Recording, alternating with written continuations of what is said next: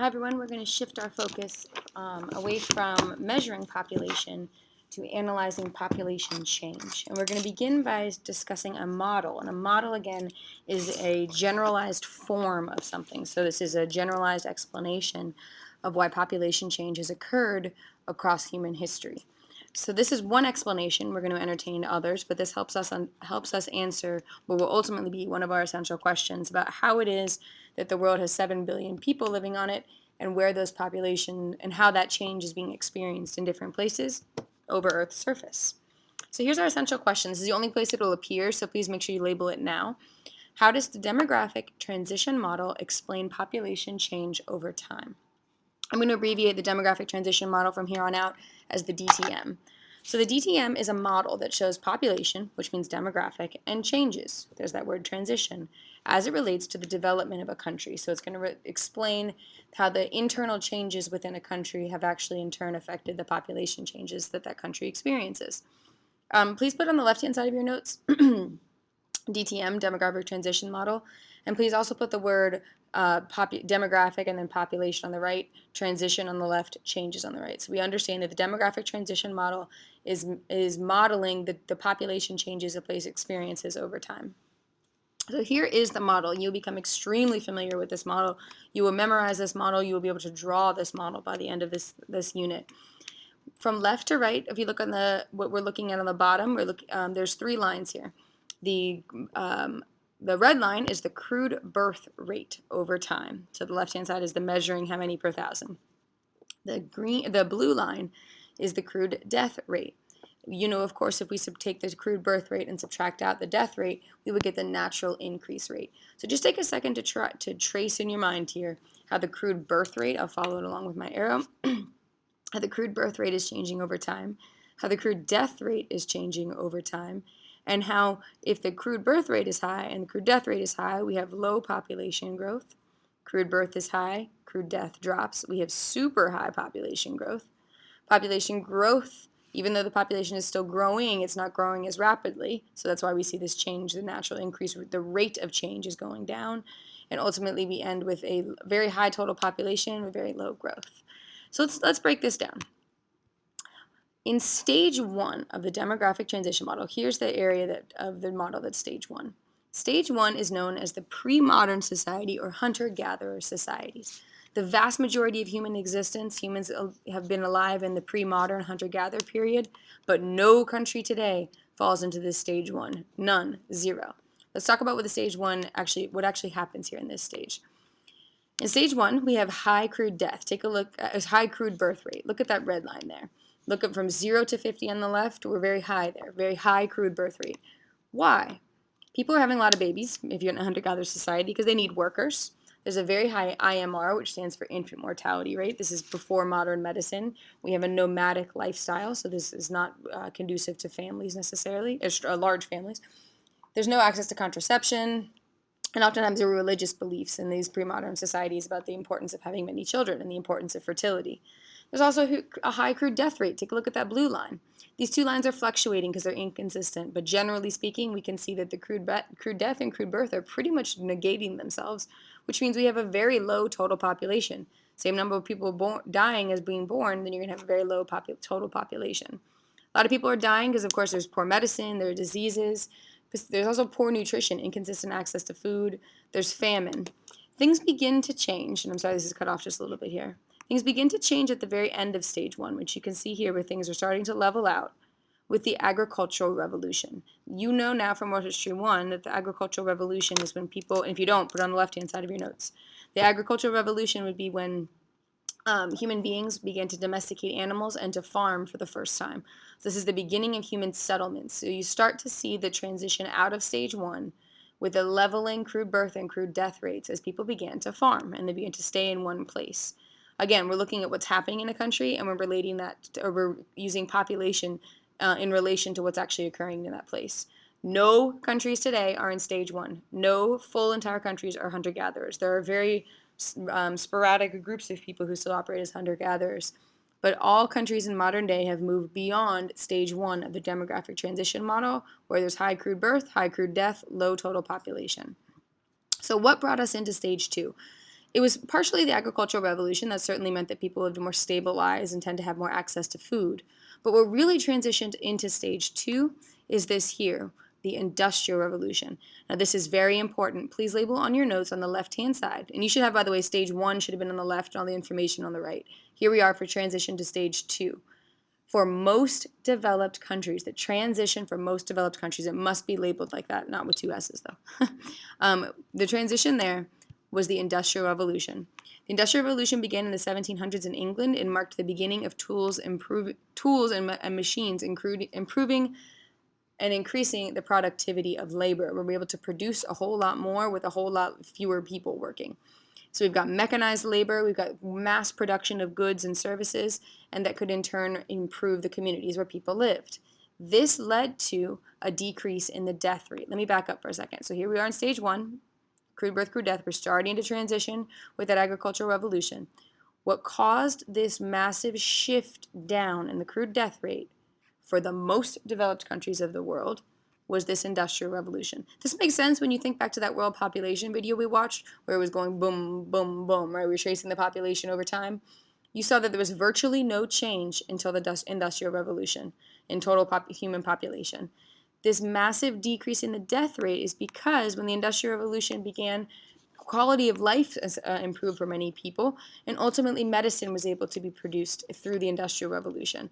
You'll notice we still have very high crude birth. You still need a lot of workers in these stage two societies. In industrialized society, we're talking very early signs of industrialization, by the way. We're not talking massive, large-scale development. We're just talking about the beginning of mechanized labor. The crude death rate, though, begins to rapidly fall. We've got that more consistent and reliable access to food because of farming. That was that initial push.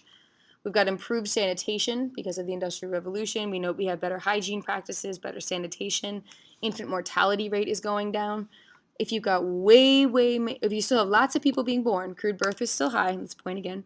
Crude birth is high. If crude death is, all of these things here are causing the crude death rate to fall. So you got lots of people being born and not as many dying. Then look at the rate of your change. The rate of population change is going to skyrocket. We've had very little rate of change here. Now we're going to have a really, imagine a car has been coasting along maybe 30 miles an hour, right? When all of a sudden they floor it, the rate of their population, the rate of their speed, their acceleration is going to be through the roof. That's what's happening here in stage two. There's massive population growth. So that this is a high natural increase rate. Crude birth minus crude death equals a rapid rise in the population thanks to the Industrial Revolution. Now let's backtrack. That's not the case for all countries. That was as I mentioned, the Industrial Revolution began in the most developed countries of the world. Well, that isn't the case. That isn't the story for the least developed countries of the world. If we look here, the transition, go back to your notes on the left-hand side. Transition for least developed countries. What brought the least developed countries of the world out of this stage one? That was the medical revolution. The medical revolution began in the 1900s because not all countries experienced the Industrial Revolution at the same pace. In fact, I'm going to pause for a second so I can show you a map. Okay, so you can see here, if the Industrial Revolution began around 1700s here in England, you can see that there are places, 1960s, right? The diffusion of these practices around the globe was not equal and was not instantaneous. This was not contagious diffusion. There it goes. This would be very much an example of hierarchical diffusion. They went to the places of power first. So what that meant is that many of these countries remained in stage two or stage one, well, transitioning out of stage one, I should say, for a very long time. And they did not have this large-scale industrialization. What truly brought about this massive drop in population, I want you to consider that many countries would be hovering here. They may have some industrialized practices, but what truly caused this drop in population for the least developed countries of the world was known as the medical revolution. That'll be on the left-hand side as well. The medical revolution began in the mid-1900s, so this is a significant gap in time. This is a good example of how time-space compression, again, doesn't affect everyone equally. The diffusion of the Industrial Revolution didn't happen equally, so that crude death rate drop was not applied everywhere.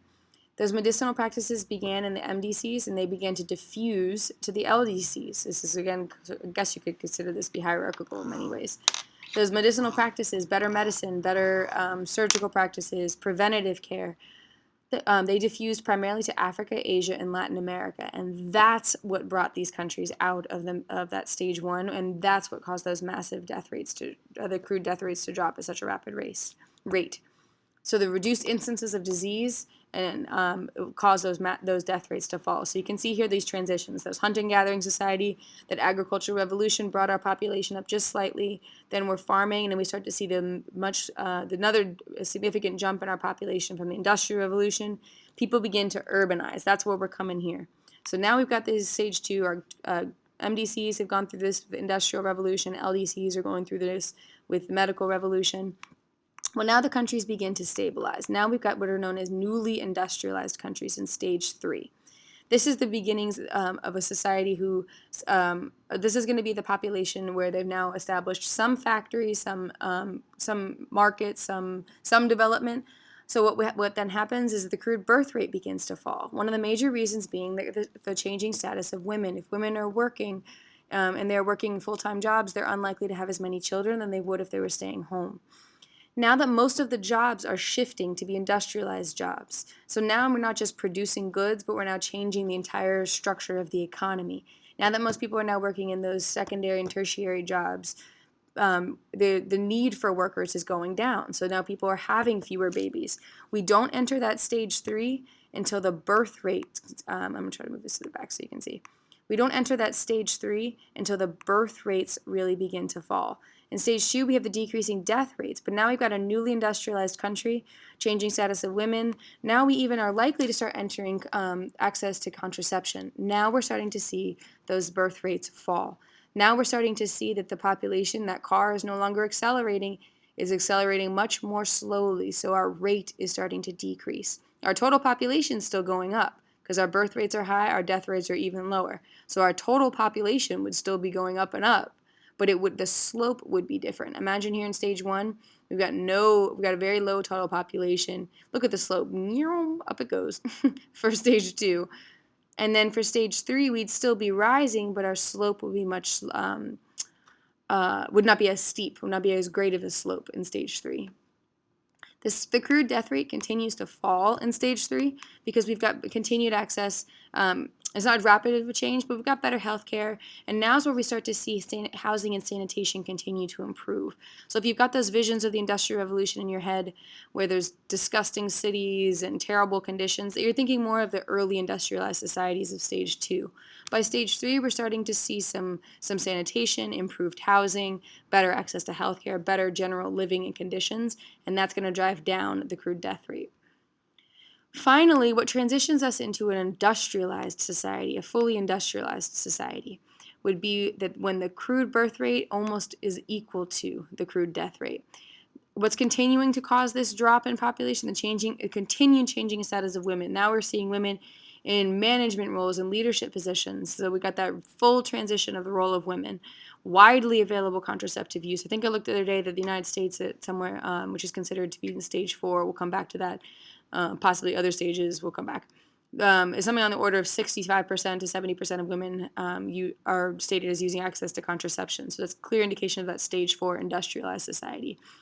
There's a very low infant mortality rate. There's certainly not a large need for children as workers by this time that you're in stage 4. And this is what I mentioned before. In a stage 4 country, you and I are expensive. We want to wear different clothes. We want to go to college. We want an iPhone.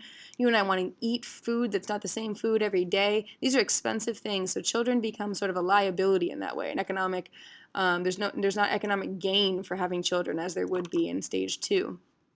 You start to see in stage 4, and then our crude death rate is continuing to go down as you see that there's better healthcare, better standard of living. Now we see a fully industrialized, fully developed society. Some of these things you would see are common occurrences are what are called alternative lifestyles, quote unquote. Alternative, I take that with a grain of salt. It's not alternative unless you choose it to be, but the common occurrences or lifestyles that are described as DINKs, double income, no kids, two people who are making money but they're not having children by choice. That's not something you would necessarily see as commonly in a stage 2 country or even in a stage 3 country. But by stage 4, in that fully urbanized, fully developed society, you're going to see, or fully not necessarily urbanized, but fully developed society, you'll see such instances and such occurrences. So to give you some examples of what this looks like in actual existence here. Well, this is a funny graph. Okay, stage 1, hunter-gatherer society, no one's in that today. Remember, we had that shift to the agricultural revolution, and then the industrial revolution pushed society out of it. Developing countries, developing societies in stage 2, we're talking about places like Nigeria with the exploding population, Pakistan, Egypt. These are societies that have experienced the medical revolution and pushed them out of stage 1 and to that low CDR. These are, again, developing societies. Stage 3, most of Latin America, so that's all Central and South America, fall into these industrialized societies. So just some key examples for you being Mexico and Brazil. These are rapidly developing economies. These are not necessarily places that are fully developed, but we have that decreasing crude birth rate, stabilizing population. Stage 4, we call that post-industrialized society, post-industrial society. We're talking about the most developed countries of the world: United States, Canada, Japan, most of Western Europe, so Spain and Germany. Well, Spain arguably with their economy, but anyway, Germany, France, England, and Russia actually falls under this, but we'll talk about them in a different capacity soon.